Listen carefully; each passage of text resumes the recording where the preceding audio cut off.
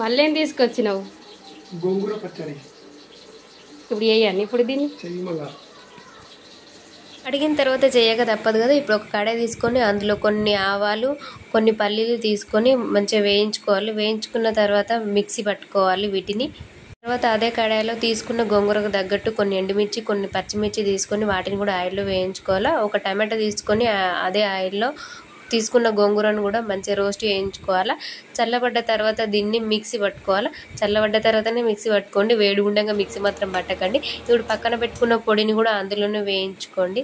ఇప్పుడు అదే కడాయిలో పోపు కోసం కొన్ని ఆవాలు, జీలకర్ర, వెల్లుల్లి, ఎండుమిర్చి, కొంచెం తర్వాత కొంచెం పసుపు, అదే ఆయిల్లో మిక్సీ చేసి పట్టుకున్న గోంగూరను అందులో వేయించాలి. కొంచెం ఆయిల్లో డీప్ ఫ్రై చేస్తేనే గోంగూర టేస్ట్ మంచిగా వస్తుంది. అందుకోసం అని చెప్పి ఆయిల్లో వేయించుకోవాలి. అంతే, ఎంతో సింపుల్గా గోంగూర పచ్చడి రెడీ. ఇంకా నా ఛానల్ ఎవరైనా లైక్ చేయాలంటే లైక్ చేసి సబ్స్క్రైబ్ చేయడం మాత్రం మర్చిపోండి.